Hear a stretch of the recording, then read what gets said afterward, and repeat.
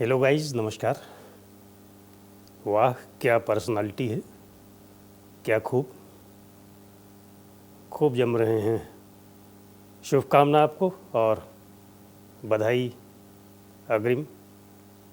चक्रव्यूह के अंतिम दरवाजे पर आप खड़े हैं। प्रीलिम्स का दरवाज़ा भेदा आपने, मेंस के दरवाजे को ही भेदा, अब तो पर्सनालिटी टेस्ट या इंटरव्यू के दरवाजे पर आप खड़े हैं। तो स्वागत भी है आपका और आपको शुभकामना, पुनः बधाई। लेकिन दोस्तों, समझना ये है कि ये जो पर्सनालिटी है उसका क्या यही अर्थ है कि एक अच्छा लुक है, गुड फिजिक, वेल ड्रेस्ड, दिखने में अपीयरेंस कह लीजिए कि बहुत सुंदर, तो मुँह से निकल पड़ता है कि वाह क्या पर्सनालिटी है। तो आइए ज़रा देखते हैं इस कार्यक्रम में, इंटरव्यू गाइडेंस प्रोग्राम का यह दूसरा एपिसोड है कि वाकई पर्सनालिटी का इतना ही मतलब है या फिर कुछ और है।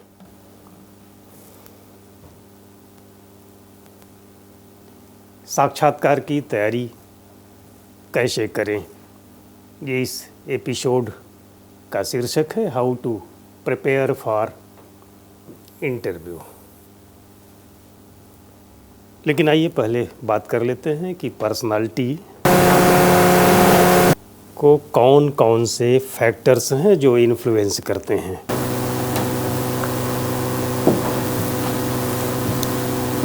पर्सनालिटी को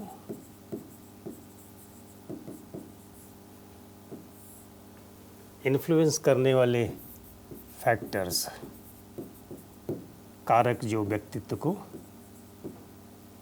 प्रभावित करते हैं। एक कारक की बात करें तो ये हो सकता है हमारी अपनी general physique.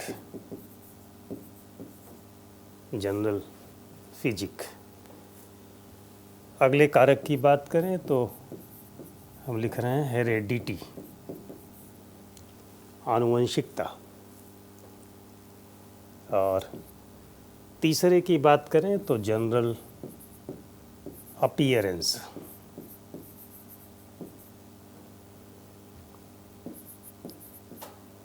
Our overall look.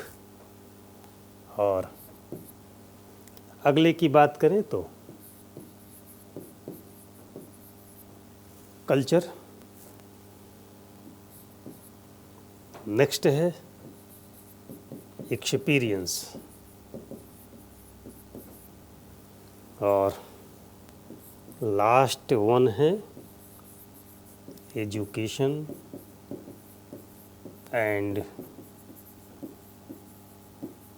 Training.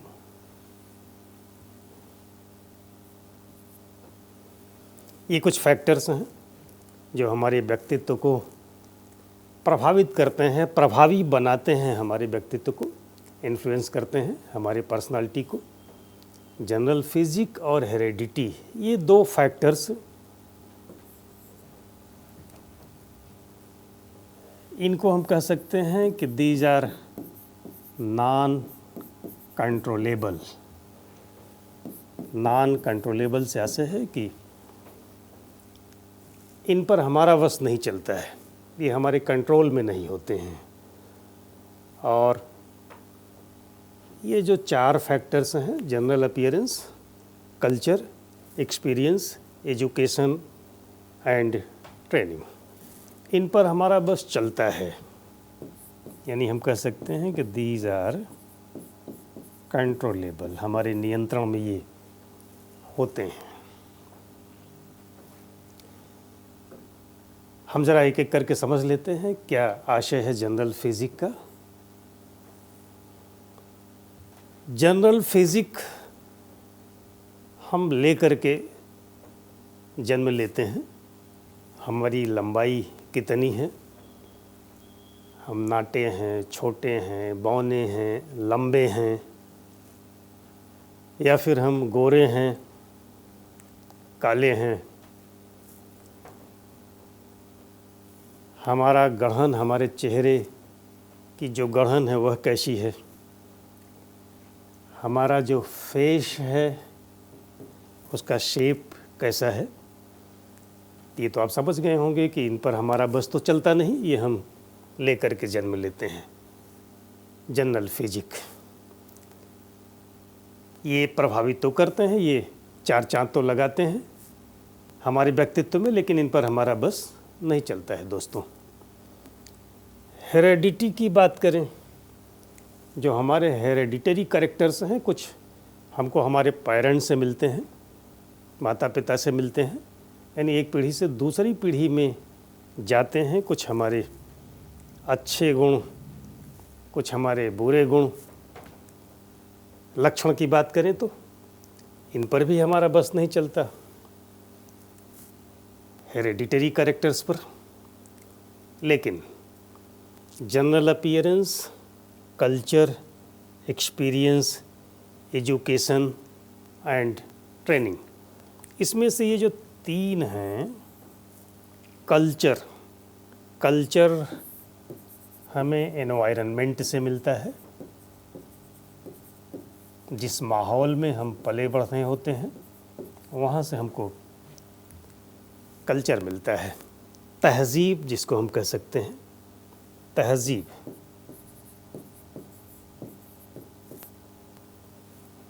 Experience और एजुकेशन एंड ट्रेनिंग,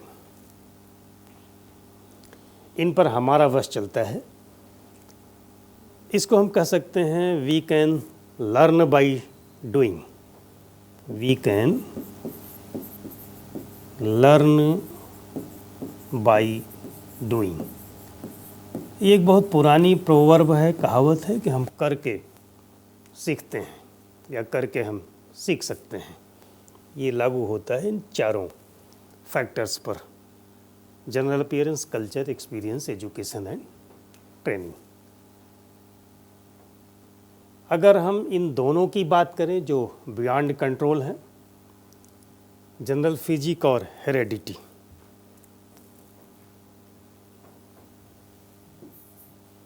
तो इसमें दो तरह की विचारधारा है। डार्विनिस्ट, डार्विनवाद के जो समर्थक हैं उनमें कुछ एक नाम जो बहुत चर्चित है, हर्बर्ट स्पेंसर।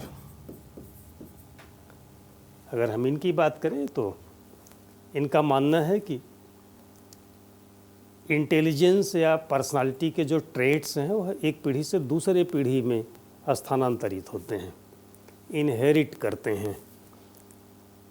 तो अगर हम इनके थॉट पर विश्वास करें तो फिर तो इंटेलिजेंट का बच्चा ही इंटेलिजेंट होगा, यानी डॉक्टर का बेटा या बेटी ही डॉक्टर, इंजीनियर का बेटा और बेटी ही डॉक्टर बनेंगे, सिविल सर्वेंट का बेटा या बेटी ही सिविल सर्वेंट बनेंगे, आईएएस बनेंगे, आईपीएस बनेंगे। यही अगर हम कुछ साइकोलॉजिस्ट की बात करें, जिसमें एक नाम प्रमुख है, स्पीयरमैन।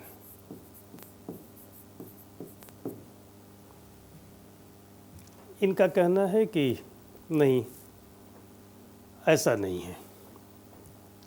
ये एनवायरमेंटल डेवलपमेंट की थ्योरी में विश्वास करते हैं। किस में विश्वास करते हैं दोस्तों? एनवायरमेंटल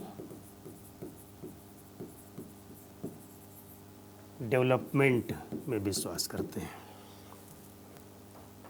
यानी आप फिर यहीं पर पहुंच गए। इसका मतलब कि आईएएस का बेटा ही आईएएस बनेगा, ऐसा नहीं है। इंजीनियर का बेटा या बेटी ही इंजीनियर बनेंगे, ऐसा नहीं है। डॉक्टर का बेटा या बेटी ही डॉक्टर बनेंगे, ऐसा नहीं है। यानी हम कह सकते हैं कि personality is not product of heredity, personality is not product of heredity, it can be developed by proper training. हाँ, ये लिखते हैं यहाँ पर हम personality is not product of heredity. It can be developed by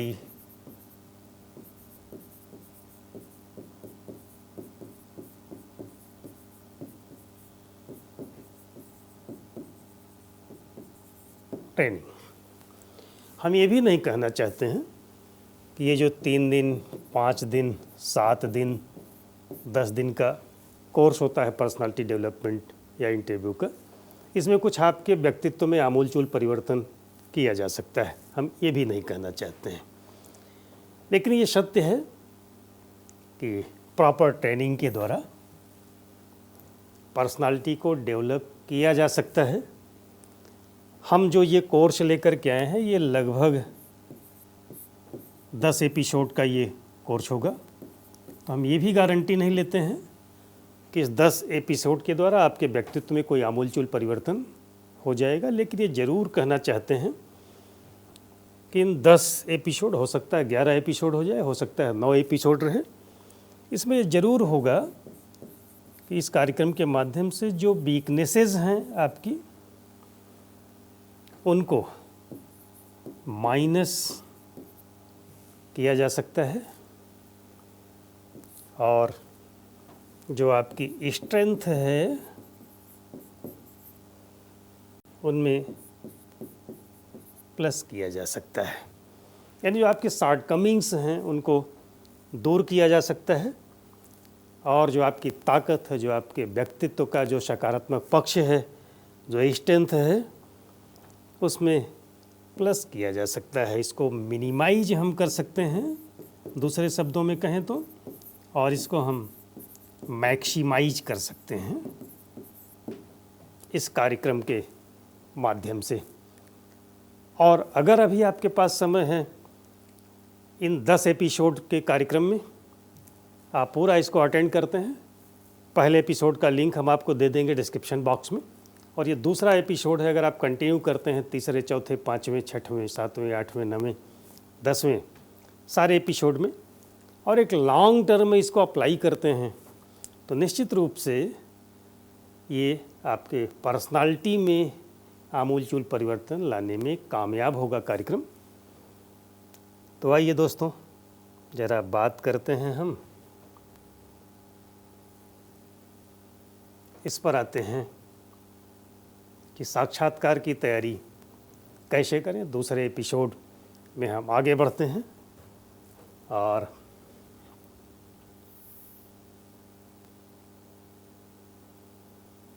आजकल अभी तो सीज़न चल रहा है। सीज़न किस चीज़ का चल रहा है?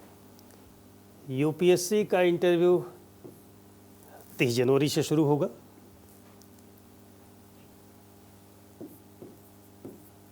जनवरी से यूपीएससी का इंटरव्यू शुरू होने जा रहा है। यूपी पीसीएस 2022 का मेंस का रिजल्ट अवेटेड है और जल्दी आना है। हमारे ख्याल से 30 जनवरी के आसपास ही हो सकता है, 2-4 दिन बाद, फर्स्ट वीक में फरवरी के यूपी पीसीएस का इंटरव्यू भी स्टार्ट हो जाए। तो एक माहौल है अभी। इस सत्र के लिए अगर आप तैयारी करना चाहते हैं, यूपीएससी सिविल सर्विसेज एग्जामिनेशन 2022 जिसका इंटरव्यू होने जा रहा है, यूपी पीसीएस 2022 का इंटरव्यू होने जा रहा है, तो ये कार्यक्रम तात्कालिक रूप से भी आपके लिए उपयोगी होगा। और इसके लिए आपको एक क्वेश्चन आंसर सेशन, पहले एपिसोड में हमने ये बात किया था आपसे कि क्वेश्चन आंसर सेशन आयोजित किया जाता है यूपीएससी के द्वारा, और अगर हम यूपी पीसीएस की बात करें तो यूपी पीएससी के द्वारा।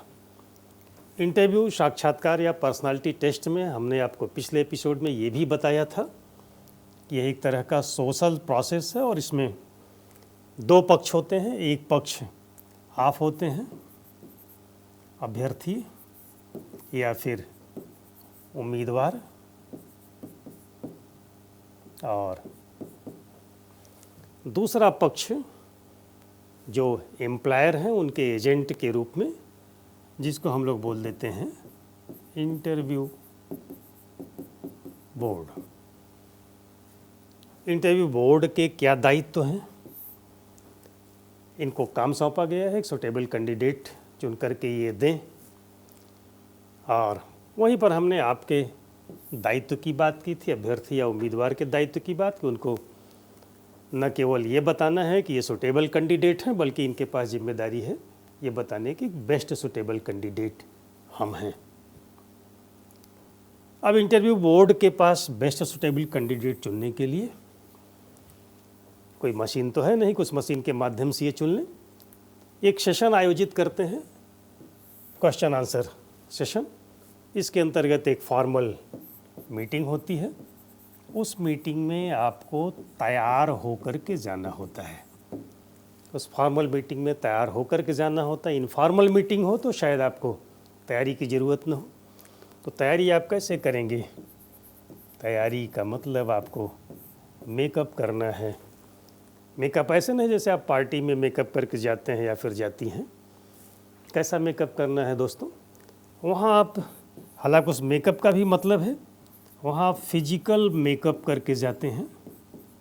फिजिकल मेकअप करके जाते हैं। यहाँ भी फिजिकल मेकअप की ज़रूरत है, लेकिन फिजिकल मेकअप के साथ ही साथ हम एक बॉक्स में ले रहे हैं आपको। और किस तरह के मेकअप की ज़रूरत है? आपको एक मेंटल मेकअप करना है, आपको इंटेलेक्चुअल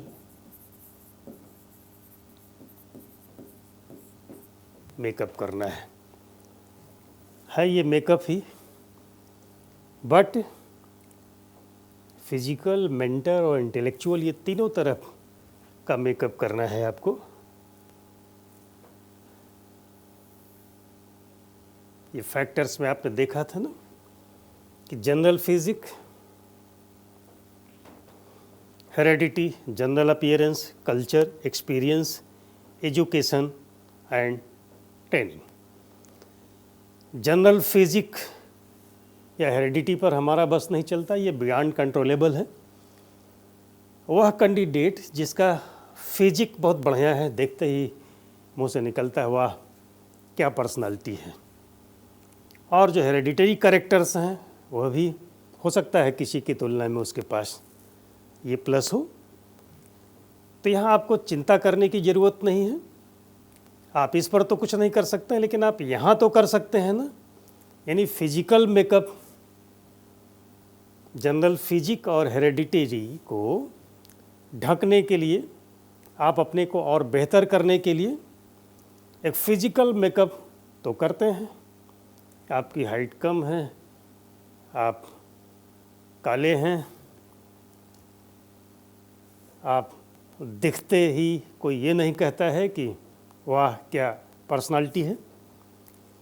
तो फिजिकल मेकअप के द्वारा आप थोड़ी भरपाई कर सकते हैं। हालांकि फिजिकल मेकअप, ये जो आपका जनरल अपीयरेंस है ना, तो फिजिकल मेकअप वाकई इस जनरल अपीयरेंस पर एक पूरी की पूरी एक आपकी क्लास होगी, आपका एक एपिसोड लेगा ये पोर्शन। तो फिजिकल मेकअप की भी बहुत कुछ गुंजाइश होती। कहते हैं कि इंटरव्यू के फर्स्ट मिनट में मोर देन 60% कैंडिडेट रिजेक्ट हो जाते हैं। तो जो इंटरव्यू का फर्स्ट मिनट है उसमें आपके जनरल अपीयरेंस का बड़ा मतलब है, और जनरल अपीयरेंस में ही एक आपका फिजिकल मेकअप की बात होती है। जो फिजिकल मेकअप थोड़ा इस पर पर्दा डालता है अगर आपकी जनरल फिजिक अच्छी नहीं है तो बातचीत करेंगे इस पर हम मेरे ख्याल से अगले ही एपिसोड में। लेकिन ये जो आपका कल्चर है, एक्सपीरियंस है, एजुकेशन है, ये आपके मेंटल मेकअप और इंटेलेक्चुअल मेकअप को बेहतर बना सकता है। एक प्रॉपर ट्रेनिंग के द्वारा। तो कैसे आगे इस पर हम लोग बातचीत करेंगे दोस्तों। तो आइए ज़रा देखते हैं कि ये जो क्वेश्चन आंसर सेशन आयोजित करते हैं ना, बोर्ड जो क्वेश्चन आंसर सेशन आयोजित करता है उसके पास चूँकि कोई मशीन नहीं है, तो किन विषयों पर आपसे सवाल करेगा उस पर बातचीत कर लेते हैं। जिनको अभी इंटरव्यू देना है यूपीएससी 2022 का या यूपीपीसीएस 2022 में जिनको इंटरव्यू देने का मौका मिलता है, ख़ास तौर से उनके लिए है कि क्वेश्चन आंसर सेशन जो होगा उनमें किन विषयों पर हमको अपनी तैयारी करनी है, किन विषयों पर तैयारी करनी है दोस्तों इस क्वेश्चन आंसर सेशन में। तो पहला विषय है जन्मतिथि, जन्मस्थान, गृहनगर व राज्य। आपकी जन्मतिथि आपको पता है, जन्मस्थान आपको पता है, कहाँ के रहने वाले हैं आप, किस शहर के और किस राज्य के रहने वाले हैं ये भी आपको पता है। आपका शैक्षणिक और व्यावसायिक पृष्ठभूमि क्या है, एजुकेशनल और प्रोफेशनल बैकग्राउंड आपका क्या है ये भी आपको पता है। आपकी अभिरुचि या हॉबी क्या है, एक्स्ट्रा करिकुलर एक्टिविटीज़ आपकी क्या है, कौन कौन सी हैं, ये सब आपको पता है। तो आपको करना क्या है कि आपको आपकी जन्मतिथि से संबंधित कितने सवाल बन सकते हैं। आपकी जन्मतिथि का हो सकता है कोई हिस्टोरिकल इम्पोर्टेंस हो, आपके जन्मस्थान का कोई हिस्टोरिकल इम्पोर्टेंस हो, कोई कल्चरल इम्पोर्टेंस हो, गृहनगर और राज्य पर भी बहुत सारे सवाल बन सकते हैं। तो आपको खुद ये एक कलेक्शन तैयार करना है सवालों का कि कौन कौन से सवाल बन सकते हैं आपके जन्मतिथि पर, जन्मस्थान पर, गृहनगर और राज्य पर। ऐसे सवालों की एक लिस्ट बनाइए और उनके अच्छे उत्तर कौन कौन से हो सकते हैं, ये उत्तर अच्छा होगा या दूसरा उत्तर अच्छा होगा या तीसरा उत्तर अच्छा होगा, अभी आपके पास समय है। तो आप एक लिस्ट बना सकते हैं उन सवालों का भी, उन प्रश्नों का भी और उनके उत्तर का भी। ठीक इसी तरह से आपने जो शिक्षा प्राप्त की है स्कूल में, कॉलेज में, या फिर आपने हो सकता है कोई प्रोफेशनल डिग्री हासिल की हो, आपने लॉ किया हो, आपने मेडिकल की डिग्री हासिल की हो, या फिर आपने इंजीनियरिंग किया हो, तो आपका ये पृष्ठभूमि आपकी क्या है, इस पर कौन कौन से सवाल बन सकते हैं उनकी एक लिस्ट आप बना सकते हैं। उसका बेहतर उत्तर क्या हो सकता है उसकी लिस्ट बना सकते हैं। हॉबी और एक्स्ट्रा करिकुलर एक्टिविटीज़ पर कौन कौन से कैसे सवाल बन सकते हैं, उनका क्या उत्तर हो सकता है, इनकी आप लिस्ट बनाइए। फिर मुख्य परीक्षा के वैकल्पिक विषय आपके कौन कौन से क्या, मुख्य परीक्षा का वैकल्पिक विषय तो एक ही होता है, वो आपके यूपीएससी के एग्ज़ाम में भी, सिविल सर्विस एग्ज़ाम में और यूपीपीसीएस में भी।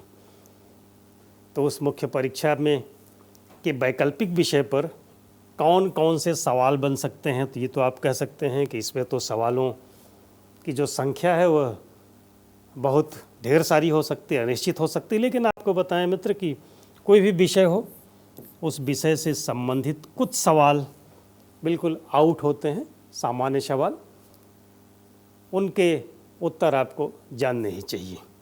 तो उनकी लिस्ट बनाई जा सकती है, आप बनाइए, उनका उत्तर खोजिए।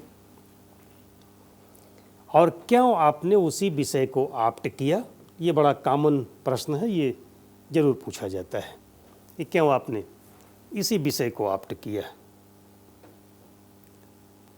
अगली बात अगर हम करें,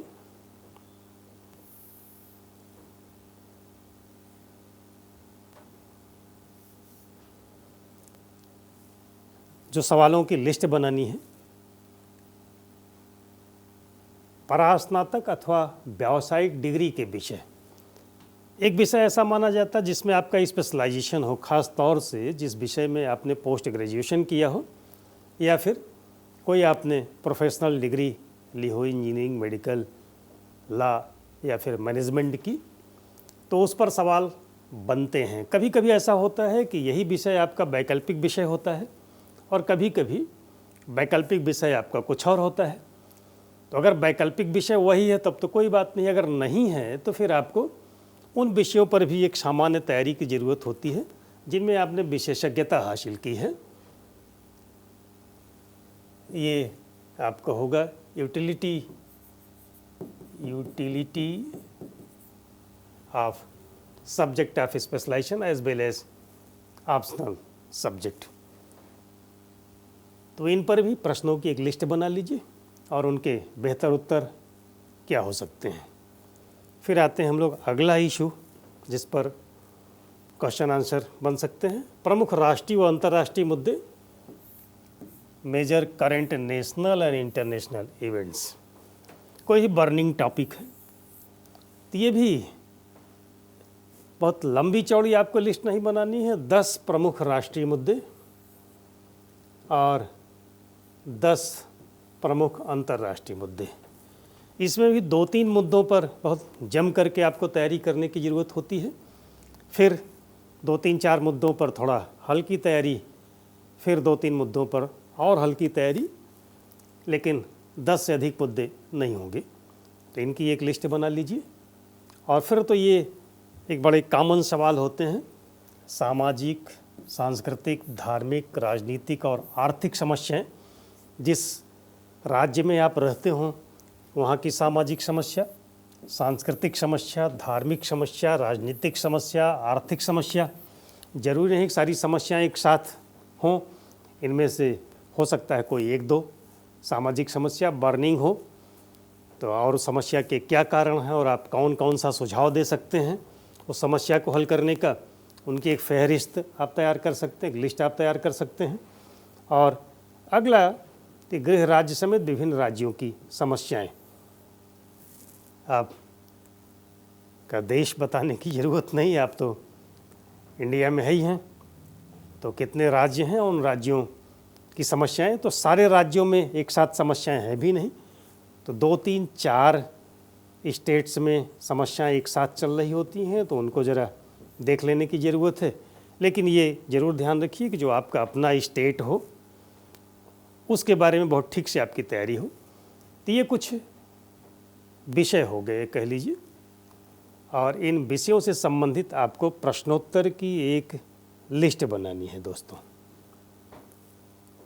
अब आइए ज़रा हम लोग बात करते हैं व्यक्तित्व के विशेषक या गुण, जनरल पर्सनालिटी ट्रेट्स की बात कर लेते हैं। क्वेश्चन आंसर सेशन में हमने पहले एपिसोड में इस बात की चर्चा किया था कि आपको सारे सवालों का उत्तर बहुत ठीक से आता हो यह ज़रूरी नहीं है।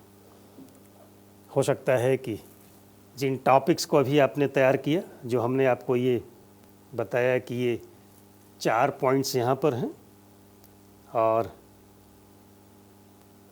4 पॉइंट्स यहाँ पर हैं, कुल मिलाकर के 8 पॉइंट्स हैं, 8 विषय हैं जिन पर आपको प्रश्नोत्तर की एक लिस्ट बनानी है। तो लिस्ट आप बनाएंगे, हो सकता है कि 100 सवाल बने, लेकिन पूछे जाने हैं 15, 18, 20 सवाल। इन 15, 18, 20 सवालों का जवाब आप दें ये ज़रूरी नहीं है। इसमें से हमने कहा था कि 5-7 सवालों का जवाब करीने से दे करके, ठीक से दे करके, बाकी सवालों में जिनका उत्तर आपको नहीं आता है सारी बोल करके, हाँ करीने से अगर आपको सारी बोलना आता है तो आप दिल जीत सकते हैं इंटरव्यू बोर्ड का। तो आपको चिंता करने की ज़रूरत नहीं है कि आपको सारे सवालों का उत्तर नहीं आता है। चलिए दोस्तों, बात कर लेते हैं कि क्या केवल उन्हीं सवालों पर ही मार्क्स मिलते हैं या फिर किन्हीं और बिंदुओं पर। तो सवाल पूछना तो मजबूरी है इंटरव्यू बोर्ड की, ये पहले ही आपसे बातचीत कर चुके हैं कि और कोई तरीका उनके पास नहीं है और कोई चारा उनके पास नहीं है। ये प्रश्न पूछते हैं, आप उत्तर देते हैं, और इसी प्रश्नोत्तर का ये जो सत्र है, इस सत्र के माध्यम से वह आपके अंदर आपके पर्सनालिटी ट्रेड्स को चेक करते हैं।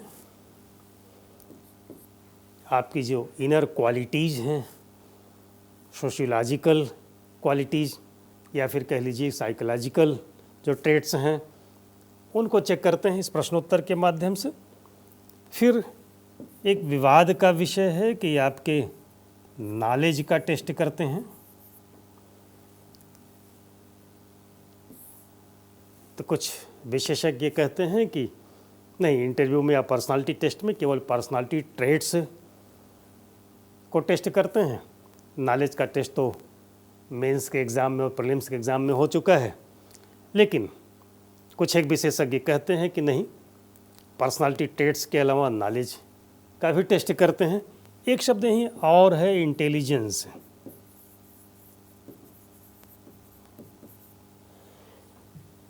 तो यहाँ भी कुछ एक विशेषज्ञ कहते हैं कि नहीं, इंटेलिजेंस का भी टेस्ट होता है। दोस्तों बताएं आपको कि ये जो नॉलेज और इंटेलिजेंस है, तो नॉलेज का जो अप्लाइड एस्पेक्ट है उसी को इंटेलिजेंस कहते हैं। ज्ञान के सागर में हम लोग गोते तो लगा रहे हैं आजकल, लेकिन समझदारी का अकाल दिखाई पड़ता है साफ तौर से। तो ये जब ज्ञान को हम समझदारी में परिवर्तित करते हैं, हाँ, समझदारी में परिवर्तित करते हैं, इसी को कहते हैं इंटेलिजेंस। तो वास्तव में अगर देखा जाए तो ये जो इंटरव्यू या पर्सनालिटी टेस्ट होता है, चाहे यूपीएससी लेती हो या फिर स्टेट पीएससी लेते हों, ये पर्सनालिटी टेस्ट तो करते हैं, इस पर कोई विवाद नहीं है। और इस पर भी कोई विवाद नहीं है या नहीं होना चाहिए कि ये इंटेलिजेंस का टेस्ट करते हैं। तो वास्तव में इंटरव्यू को देखा जाए, पर्सनालिटी टेस्ट को, तो पर्सनालिटी के जो ट्रेट्स हैं उनको टेस्ट करते हैं कि आपके अंदर, आपकी इनर क्वालिटीज़ में कितनी मात्रा में ये समाहित हैं, और आपका जो इंटेलिजेंस का लेवल है, यानी कि नॉलेज का जो अप्लाइड एस्पेक्ट है, वह आपके अंदर जो टेक्नोलॉजिकल एस्पेक्ट है उसका विकास कितनी मात्रा में हुआ है। तो आप सीधे तौर पर कह सकते हैं कि इंटरव्यू में पर्सनालिटी और इंटेलिजेंस, इन दोनों का टेस्ट करते हैं। तो अगर हमें पता हो कि हमारे अंदर कौन कौन से पर्सनालिटी के ट्रेट्स होने चाहिए, तो उस पर काम किया जा सकता है। We can learn by doing, हम करके सीख सकते हैं, प्रॉपर ट्रेनिंग के द्वारा हम उनका विकास कर सकते हैं। तो आज ज़रा देखते हैं दोस्तों कि जनरल पर्सनालिटी ट्रेट्स कौन कौन से होते हैं। एक तो हुआ हमारा रूप रंग, ओवरऑल लुक, जिसको हम लोग एक शब्द में अपीयरेंस बोलते हैं। अपीयरेंस, अभी हमने कहा था ना कि वाह क्या खूब दिखते हैं आप तो, या क्या बढ़िया पर्सनालिटी है आपकी। हालांकि उसमें हमने केवल फिज़िकल मेकअप की बात की, जनरल फिजिक की बात किया था, या फिर आपके ड्रेस की बात किया था, आपके रूप रंग की बात किया था। अभी जब एक एपिसोड में, अगले एपिसोड में इसी अपीयरेंस पर चर्चा करेंगे तो आप देखेंगे कि इसमें बहुत सारी चीज़ें शामिल है आपके अपीयरेंस में। इसके आधार पर हमने कहा था कि इंटरव्यू का जो फर्स्ट मिनट है उसमें आप, जो कहा जाता है ना कि first impression is the last impression, वही यही बनाता है आपका अपीयरेंस। और इंटरव्यू के फर्स्ट मिनट में मोर देन 60% कैंडिडेट रिजेक्ट हो जाते हैं। तो अगर आप इस पर काम कर लेते हैं, अगर आप इस पर काम कर लेते हैं ठीक से, पूरी तैयारी आप कर लेते हैं, तो फर्स्ट मिनट अगर 10 लोग उस बोर्ड में इंटरव्यू दे रहे हैं तो आप 10 में से 6 जो रिजेक्ट हुए उसमें आप शामिल नहीं हैं, आप तो 4 में आ गए। यानी कि आप कह सकते हैं 4/10, 6 रिजेक्ट हो गए फर्स्ट मिनट में, और उस 4 में अगर आप शामिल हैं तो आपको कितना काम करना है। अगर एक पर 3 कैंडिडेट या एक पर 2 कैंडिडेट बुलाया जा रहा है, एक वैकेंसी पर 2 कैंडिडेट को बुलाया जा रहा है, तो ऐसी स्थिति में 2 को और रिजेक्ट होना है इस 4 में से। और अगर एक पर 3 कैंडिडेट को कॉल किया जा रहा है तो 4 में से 1 को ही तो रिजेक्ट होना है ना। तो फर्स्ट मिनट आपका बहुत स्ट्रांग होना चाहिए दोस्तों, फर्स्ट मिनट बहुत स्ट्रांग होना चाहिए। तो इस पर काम करना है। अगले एपिसोड में हम लोग बातचीत करेंगे अपीयरेंस पर। अगला आपका ट्रेट्स है पर्सनालिटी का, वाक शैली व हाव भाव, स्पीच मैनरिज्म एंड गेस्टिक्यूलेशन। आपके बातचीत करने का सलीका कैसा है और आपका हाव भाव कैसा है, इस पर भी बातचीत करेंगे किसी एपिसोड में और डिटेल करेंगे। फिर इसका मेंटल अलर्टनेस, मानसिक सतर्कता और मुस्तैदी, ये आपका तीसरा पर्सनालिटी ट्रेट है जिस पर काम करके हम लोग प्रेजेंस ऑफ नॉलेज ये अपना बढ़ा सकते हैं, इम्प्रूव कर सकते हैं। और अगला आपका पर्सनालिटी ट्रेट है consistency of thought and ideas, सुसंगतता। ऐसे कह लीजिए कि कोई विचार जो आपका बनता है किसी मुद्दे को लेकर के, उसमें आप ढीले ढाले हैं या फिर एक आपकी फर्म ओपिनियन है, तो ये पसंद किया जाता है दोस्तों इंटरव्यू बोर्ड के द्वारा कि आपकी एक फर्म ओपिनियन होनी चाहिए। ज़रूरी नहीं है कि वह ओपिनियन आपकी मैच करती हो बोर्ड से या किसी और से, बट उसके पक्ष में आपके पास तर्क होने चाहिए। तो इस पर भी बातचीत हम लोग करेंगे आगे कि कैसे कंसिस्टेंसी हम बनाए रखें या फिर कैसे कंसिस्टेंसी को हम डेवलप करें अपने। और फिर अगला है दृष्टिकोण, सकारात्मक या नकारात्मक है, जिस पर हम पहले एपिसोड में हमने बातचीत किया था नज़रिया पर। ये जो एटीट्यूड है, हमने कहा था कि नौकरी पाने में 85% रोल हमारे अपने सकारात्मक नज़रिए का होता है। तो आप समझ सकते हैं कि कितना इम्पॉर्टेंट ये पर्सनालिटी ट्रेट है, कितना महत्वपूर्ण व्यक्तित्व का विशेषक है, गुण है। तो सकारात्मक जो हमारा नज़रिया है, दृष्टिकोण है, इस पर अच्छे मार्क्स मिलते हैं। इस पर हम लोग काम कर सकते हैं, सकारात्मक नज़रिया बना सकते हैं। इस पर भी हालांकि एक पर्सनालिटी पंच प्रोग्राम जो हमारा चलता है उसके किसी एपिसोड में हमने डिटेल में बातचीत की है कि क्या है नज़रिया, और अभी चल ही रहा है। उसके कुछ एक एपिसोड में आगे हम बातचीत करने वाले हैं कि कैसे हम सकारात्मक नज़रिया विकसित करें, कैसे हम मुकम्मल बनाएं अपने नज़रिए को। ये भी आपके काम आएगा इंटरव्यू देने के दौरान। नेतृत्व के गुण, अंतिम लीडरशिप क्वालिटी। आप एक अधिकारी बनते हैं, आप आईएएस बनेंगे या फिर आप पीसीएस बनेंगे, तो आपको नेतृत्व करना है एक बड़े जनसमूह का, तो आपके पास नेतृत्व की क्षमता तो होनी चाहिए। तो इस पर भी काम करके हम इसमें भी इजाफा कर सकते हैं दोस्तों। अंत में आइए अब जरा बातचीत कर लेते हैं कि बोर्ड, ये जो इंटरव्यू बोर्ड है वो मार्किंग करता है किन बिंदुओं पर। अगर हमें आपको पहले से पता हो इन बिंदुओं पर वो मार्किंग करता है। प्रश्नोत्तर सत्र आयोजित किया उसने, और उस प्रश्नोत्तर सत्र के माध्यम से हमारे अंदर जो पर्सनालिटी ट्रेट्स जो होने चाहिए, हमारी इनर क्वालिटीज़ को जो उकेरता है, उस पर हम काम करके और उनको और बेहतर बना सकते हैं। इस पर हम लोगों ने बातचीत किया।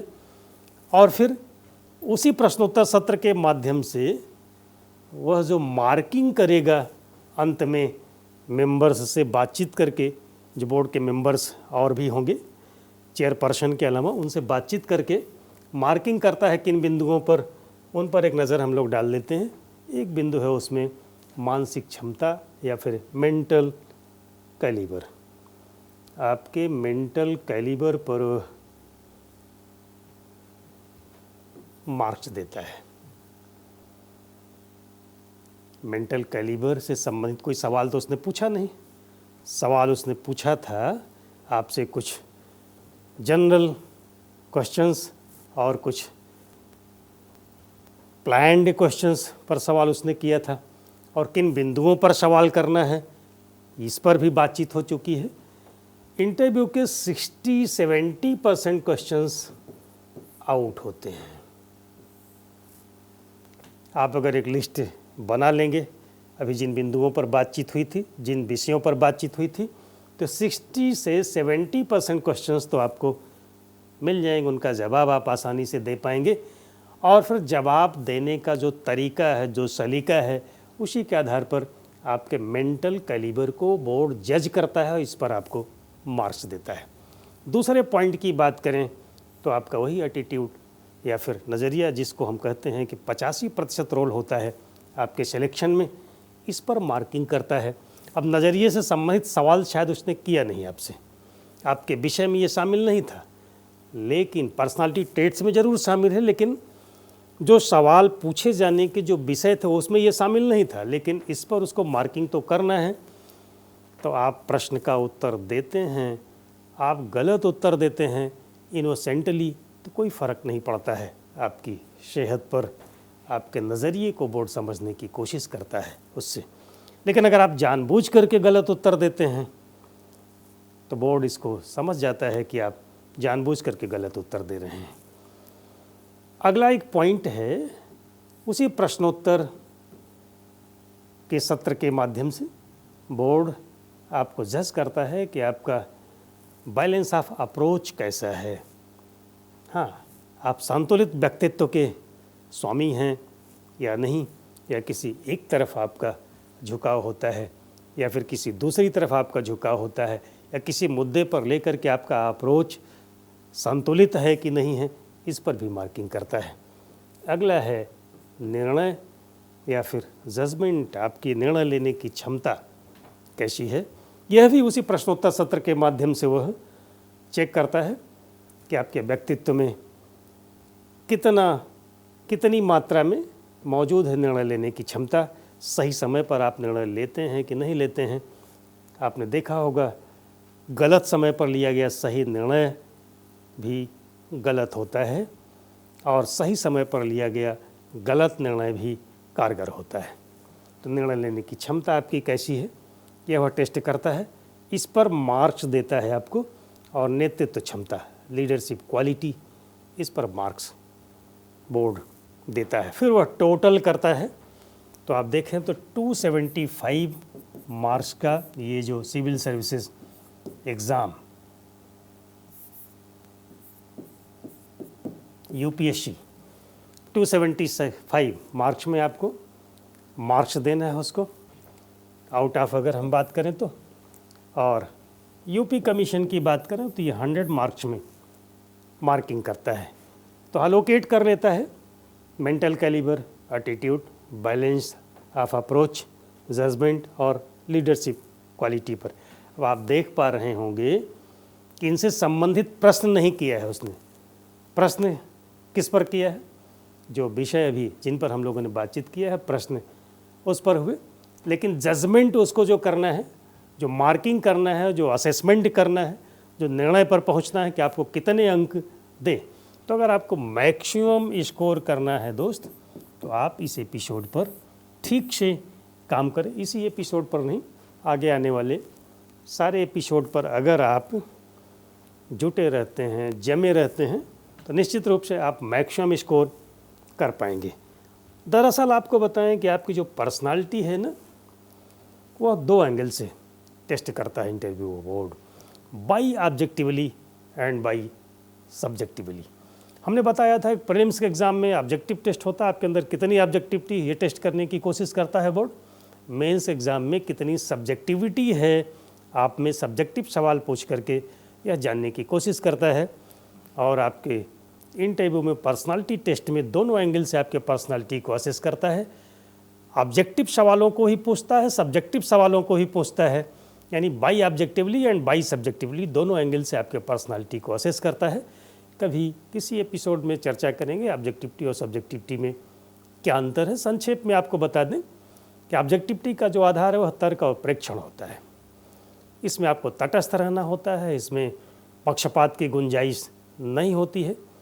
जबकि सब्जेक्टिविटी का आधार अनुभव और अंतश्चेतना होती है, एक्सपीरियंस और इंट्यूशन होता है। तो आपको इन दोनों एंगल से पर्सनालिटी को बोर्ड असेस करता है और आपको जवाब भी इसी तरह से, कहीं आपको तटस्थ रहना है तो कहीं आपको व्यावहारिक बनना है। तो थैंक यू दोस्तों, जल्दी ही मिलेंगे अगले एपिसोड में। और विषय हमने आउट ही कर दिया है कि इस विषय पर मिलेंगे। आजकल संस्कृति आईएएस दिल्ली में यूपीएससी और यूपीएससी के द्वारा जो इंटरव्यू होना है 23 जनवरी से, उस पर हमारी जो टीम है संस्कृति आईएएस के जो मेंटर्स हैं, इनके निर्देशन में काम किया जा रहा है, आपको गाइड किया जा रहा है।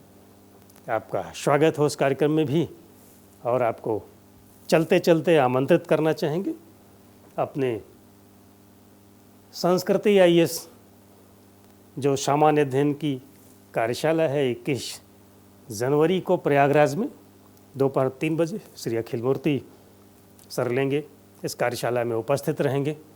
और 23 जनवरी को दिल्ली में निःशुल्क कार्यशाला होगी, वह भी अखिल सर द्वारा, उसमें भी आपका मार्गदर्शन किया जाएगा। आप सबको आमंत्रित करते हैं। शुक्रिया दोस्तों, शुक्रिया।